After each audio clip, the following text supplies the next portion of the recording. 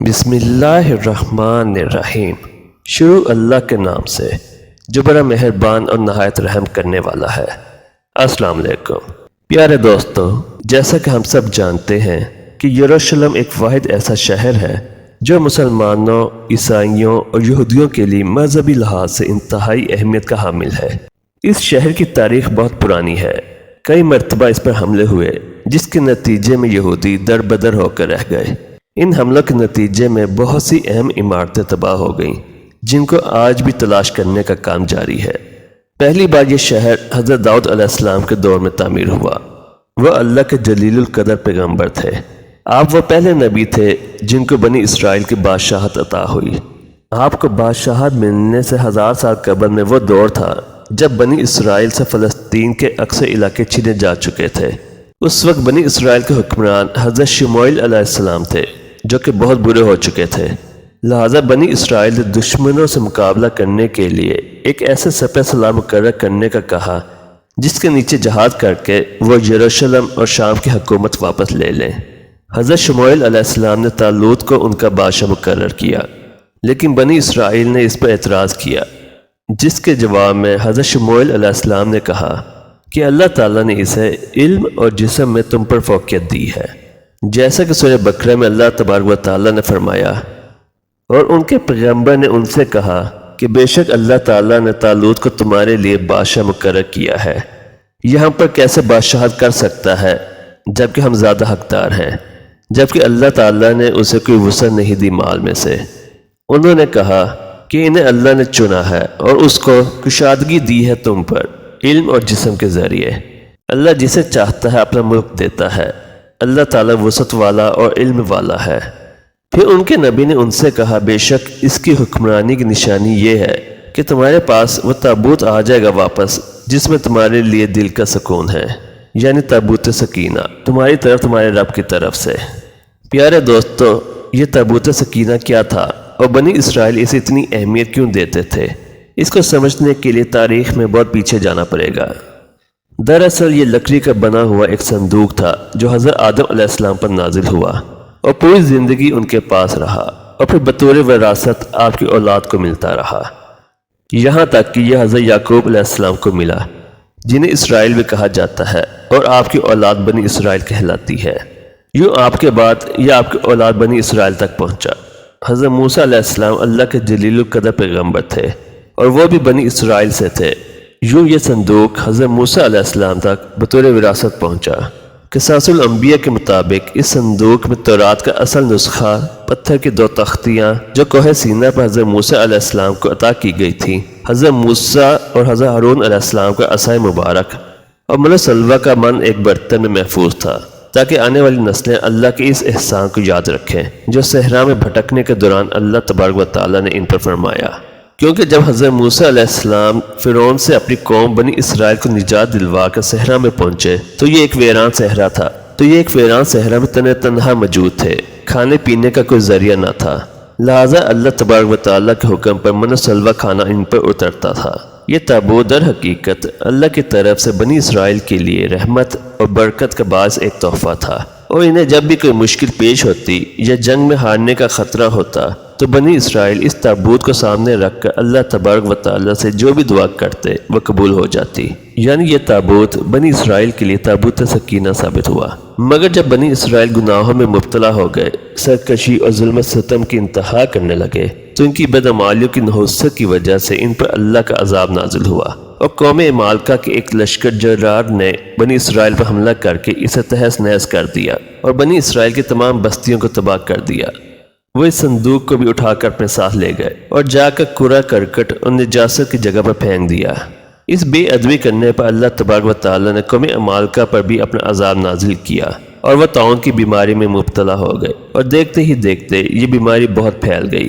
لہٰذا قوم عمالقہ کو احساس ہو گیا کہ یہ جو کچھ بھی ہو رہا ہے یہ اللہ کا عذاب ہے جو اس صندوق کی بے حرمتی کرنے پر ان پہ نازل ہو رہا ہے۔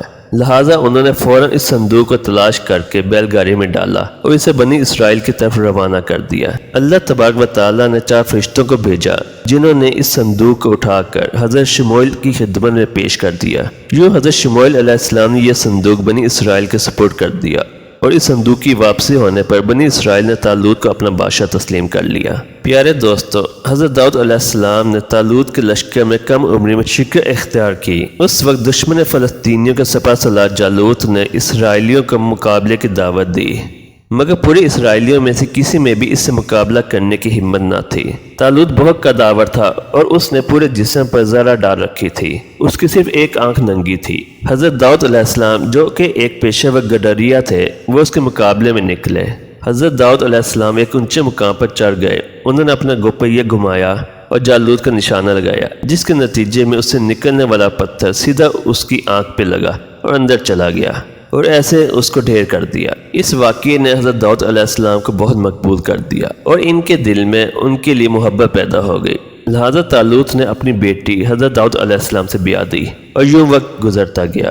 طالوت کی وفات کے بعد حضرت داؤد علیہ السلام بنی اسرائیل کے حکمران بنے، انہیں نبوت بھی عطا کی گئی۔ آپ ہی نے یروشلم کی بنیاد رکھ کر وہاں تابوت سکینہ کی حفاظت کے لیے ایک ہیکل یا محل تعمیر کرنا شروع کیا۔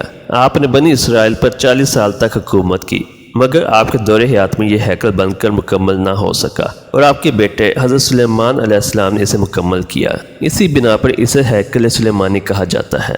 حضرت سلیمان علیہ السلام بھی اللہ کے پیغمبر تھے اور اللہ کے حکم پر جنات کو ان کے تابع ہونے، جانوروں کی بولیاں سمجھنے کے معجزات کے علاوہ انہیں ایسی حکومت عطا کی گئی تھی جو نہ کسی کو ملی اور نہ ہی کبھی مل سکے گی، جس کے لیے انہوں نے خود اللہ پاک سے دعا کی تھی۔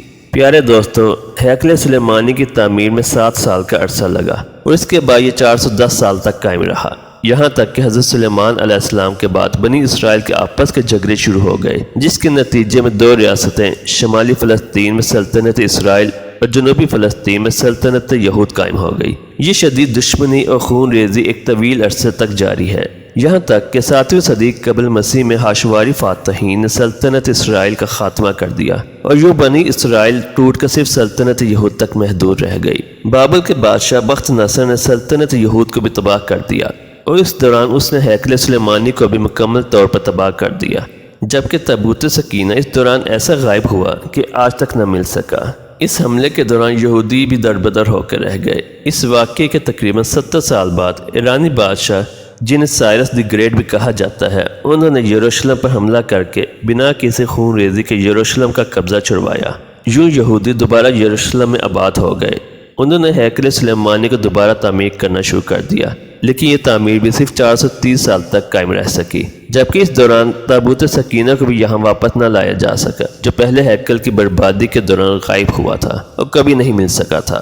اسی عرصے کے دوران یہودیوں نے رومیوں کے خلاف بغاوت کی ناکام کوشش بھی کی، لہٰذا 70 عیسوی میں روما حکمران ٹائٹس نے یروشلم کو حملہ کر کے تباہ کر دیا اور یوں ہیکل سلیمانی بھی دوسری مرتبہ تباہ ہو گیا۔ اس حملے کے دوران تقریباً 1.5 لاکھ یہودی مارے گئے، جبکہ ہزاروں کو غلام بنا کر جنگلی جانوروں کے آگے ڈال دیا گیا۔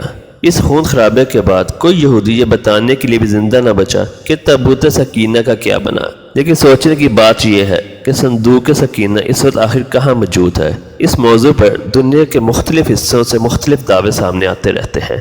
مثال کے طور پر کچھ یہودیوں کا دعویٰ ہے کہ وہ اردن کے علاقے جبل نیبو کے علاقے میں کہیں موجود ہے، جبکہ کچھ لوگ ایتھوپیا کے گرجا گھر میں اس کی موجودگی کا دعویٰ کرتے ہیں۔ اس کے علاوہ کچھ لوگوں کا یہ ماننا ہے کہ یہ ملکہ برطانیہ کے تخت کے نیچے موجود ہے، جہاں ملکہ کی تخت پوشی کی جاتی ہے، لیکن کوئی یقین سے کچھ نہیں کہہ سکتا۔ ماہر آثار قدیمہ اور یہودی اس کو تلاش کرنے کی سرتوڑ کوشش کر رہے ہیں۔